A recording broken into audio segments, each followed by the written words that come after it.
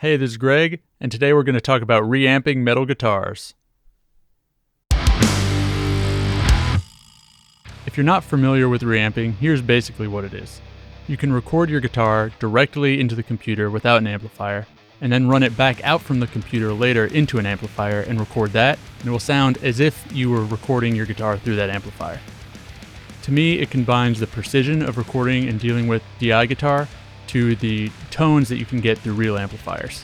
As an engineer and producer, it lets me separate focusing on the performance and focusing on the tone. If I'm working with a guitar player and it's a really technical part that we need to get perfect, we can focus just on that without worrying about, oh, what if the treble knob's on 5 versus 5.5, and spending all that time going down the rabbit hole of tone.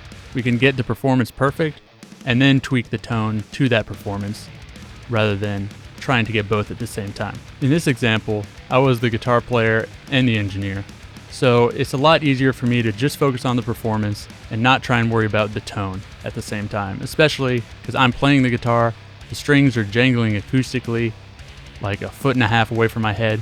It's hard to hear the true tone that will be coming back out of the speakers when you're playing at the same time. This way, I was able to get my performance and then get my tone. I'll go over the rig I'm using for this.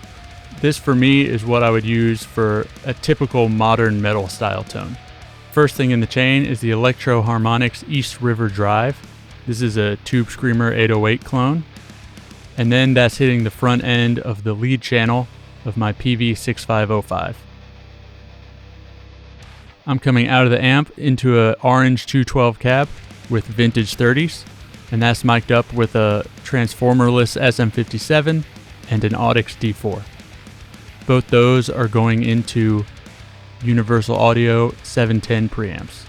While I was tracking the DI guitars, I monitored myself through the Archetype Nolly plugin from Neural DSP. The reason I use this plugin is it models an extremely similar rig to the one I'm actually using to record the tone. This gives me a tone that I can quickly pull up that will have the same kind of vibe as the sound I'm eventually going to use, and even if the subtleties change and I get a slightly different sound from the actual amp rig I'm reamping through, at least I can respond in a similar way, and I can trust that it will at least be in the ballpark. I'm going to reamp the guitars now, and we'll go through and I'll show you the amp sim tone, I'll show you the reamp tone through the real gear, and I'll let you decide what you like better. We'll hear them both in the mix and soloed. Here we are in Pro Tools for this little death metal tune. And here I have the rhythm guitars, and I have two things here. I have these raw DI guitars with this amp sim plugin on it, and I have my reamped guitars right here. They are the exact same DI performance that I reamped as that I have on the amp sim right now. So first, let me just show you what the raw DIs sound like. This is straight from the output of my guitar into a Countryman Type 85 DI box.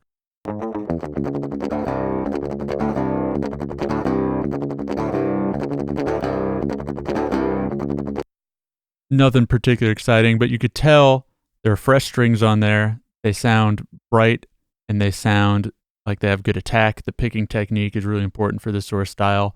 And having a good DI with nice attacky picking and that clear high end of the new strings, the first step into getting this kind of tone. So now let me put on the Archetype Nolly Sim. And this is what I used when I was tracking this song. And I'll show you these settings. It's just a slightly modified, the default setting with this PV5150 type model. I have the overdrive Tube Screamer style thing going into that. And then for the cabs, I'm actually using my own impulse responses of my orange 212 with a 57 and a D4. And this is the same mic and cab setup that I used when I actually reamped these tones. So it's going to get me really close, as close to my actual rig as I can get in the box.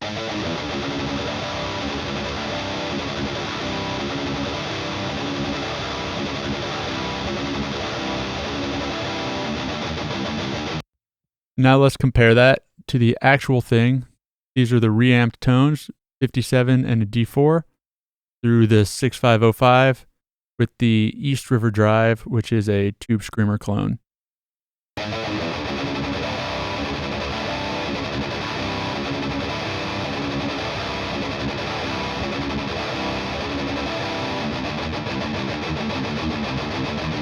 Just do a quick A/B one more time so you could hear the difference.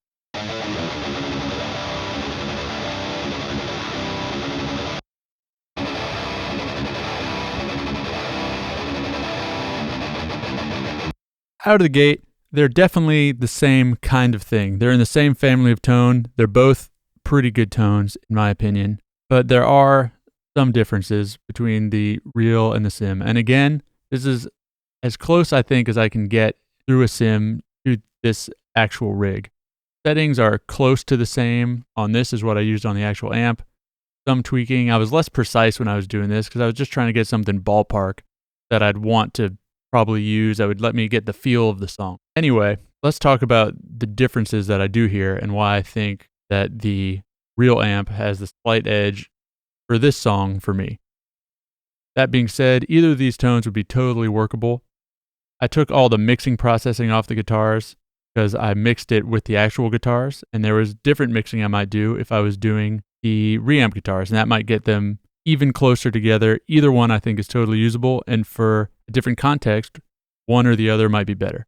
Here's what I'm hearing in the real ones versus the simulated ones in this case. I'm hearing a tighter low end. I'm hearing a little bit less like fizziness and blurriness. There's a kind of murky blurriness in the simulated ones, especially in the mid-range. It seems to like sand off a lot of the sharp, aggressive edges. And for this kind of style, I want that. I want that rawness. So listen to this one more time and listen especially to the low end tightness and the kind of haziness in the mid-range.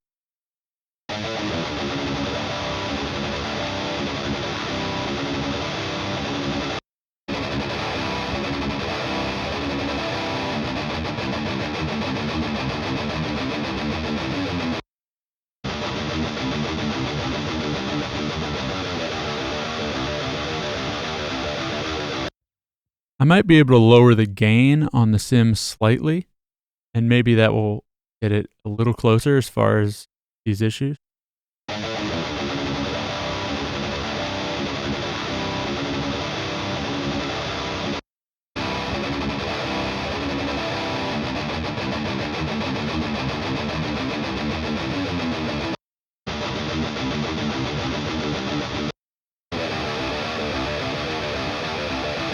That's the difference soloed. I'm going to now play these in the mix. So first, I'll do the sim.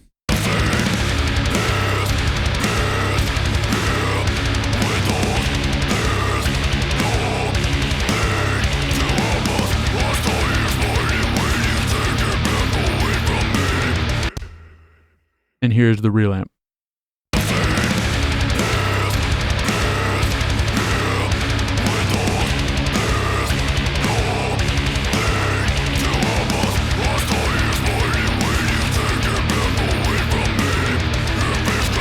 Differences are probably even more subtle in the full context. Definitely either of them's easily usable.